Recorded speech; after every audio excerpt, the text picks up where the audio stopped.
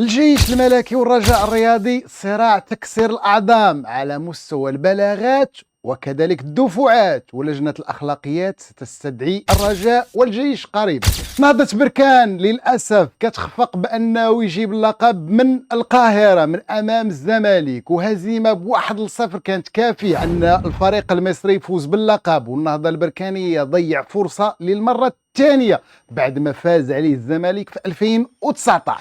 فرحة كبيرة عند الهكاويين، والسبب طبعا نهائي ديال كأس الكونفدرالية، وهذا الشيء كامل غنتكلموا عليه خلال هذا الحلقة. بطبيعة الحال قبل ما نبداو ما تنساوش كالعادة دعمونا بجيم، بارطاج، كومونتير، من أجل أننا نواصلوا الحديث على آخر الأخبار والأحداث الرياضية. والبداية طبعا بالنهائي ديال كأس الكونفدرالية، وللاسف النهضه البركانيه كنا كنتمناو ان اتاي الدحميس يدير داكشي اللي خصو يدار، ولكن غاب كل شيء في النهائي. فريق النهضه البركانيه بكل امانه لم يكن موفقا في المباراه، ودخل تائه، ومجموعه من اللاعبين قراراتهم كانت خاطئه، وخاصه على مستوى خط الوسط.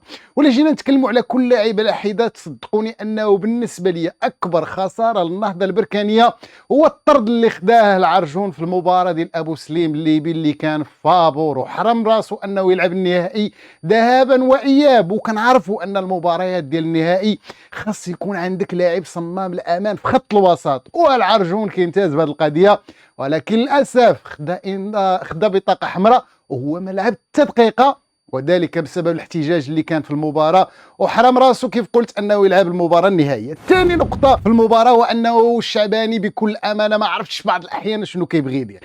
كاينين اللاعبين اللي بكل صدق ما عطاو حتى شي حاجة، وكنتكلم على بول فالير، كنتكلم على الموساوي اللي بان في المباراة ديال الذهاب أنه مستواه تراجع بشكل كبير، والجهة اليسرى هي اللي اعتمد عليها فريق الزمالك بقوة ومنهج الهدف، بل اللي ساهم في الهدف هو الموساوي لما شد الكره في منطقه الجزاء، وعوض ما يديجاجي الكره كما معروف في اي فرصه فانه مرر الكره بسهوله اللاعبين ديال الزمالك. ما نحملوش المساوي للهزيمه، وما غنقولوش لاعب ولا اثنين اللي ما كانوش في نهارهم، بل بكل صدق اللاعبين ديال النهضه البركانيه ما كانوش كاملين في نهارهم، ولكن على العموم هذه هي كره القدم. وللاسف مره اخرى الوقت اللي كنحتاجه النهضه البركانيه ما كنلقاوهاش في النهائي، وهنا فين كنتذكروا هي مات الفرق اللي كتموت داخل وخارج الميدان وكتجيب الالقاب، وهنا كنتكلم على الرجاء بدرجه اولى والوداد بدرجه الثاني. غنمشي نتكلم على الموضوع الثاني، الرجاء والجيش، او الجيش والرجاء، والسياسه ديال البلاغات وكذلك الشكايات. ففريق الرجاء كيدير شكايه من هنا، والجيش كدير شكايه من هنا، والسؤال الابرز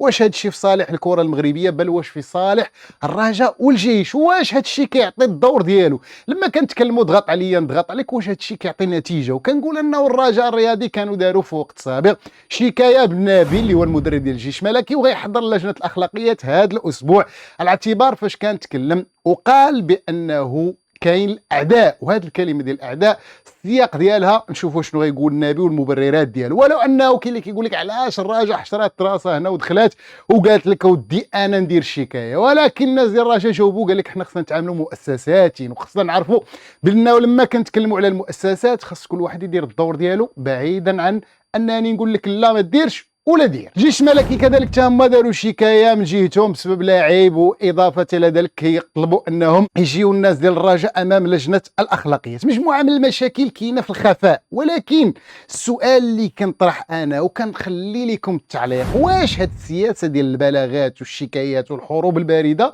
واش كتعطي اضافه لكره القدم؟ واش كتبين ان ورا الفرق تعاني وما قاداش تمشي بعيد في البطوله ولا تفوز بالبطوله الا بهاد الصراعات ديال الكواليس؟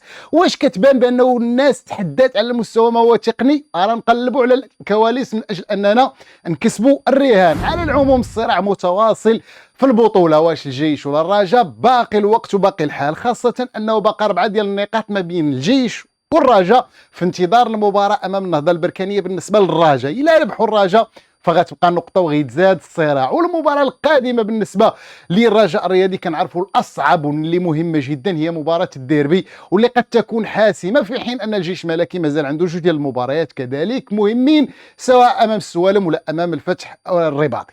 مجموعه من المباريات وكذلك مجموعه من الدقائق اللي باقا مهمه، وصعب جدا نحسموا اللقب لهذا ولا ذاك. ولكن كنتكلموا على هذه المشاكل، وكنجي في اخر الفيديو كنقول لكم بالله عليكم من يتحمل مسؤوليه مسؤوليه هذا الشيء كامل. وغنبقى نقولها دائما وابدا، وكاين اللي كيقول لك انا مثلا راه ضد هاد الناس. لا، انا كنقول لك يتحمل المسؤوليه ديال البطوله وما يحدث في البطوله من مشاكل ومن هاد الاخطاء اللي كاينه اليوم. هي العصبه الاحترافيه اللي لحد الساعه مازال ما قدراتش تثبت في القرار ديال ان السوالم واش ناقص 3 نقاط ولا لا. واخا القرار كان داز وقال لك الاستئناف، ولكن اليوم داز اكثر من 7 ايام ومازال ما تعطاش القرار النهائي، علما بانه كاينه واحد الفئه ديال الجماهير. وهنا كنعاود نقول كاينه فئه ديال الجماهير كتقول واش تيشوفوا الفرق اللي غتنزل عادي يقروا، وبذلك ما غيتم تطبيق القانون حتى نعرفوا شكون اللي غادر القسم الوطني الاول. وعادي جدا ملي غتقولها لي في ديك الساعه ما بقى عندي حتى هدف ولا حتى معنى. فكنظن ان الرساله واضحه، وكنتمنى ان العصبه الاحترافيه تكون صارمه مع الكل وطبق القانون مع الكل، كيف ما قدرتوا انكم في وقت سابق تطبقوا القانون مع مجموعه من الانديه. وابرزهم ان العصبه الاحترافيه لما رفعات ودارت شكايه بالمدرب ديال المولوديه الوجديه، لانه قال هذا اللي كيبرمج واش عمرو لعب الكره، وبقدره قادر ولا هما اللي كيبرمجوا، علما بانهم قالوا لنا في وقت سابق ان راه السيرفور الاسباني هو اللي كيبرمج.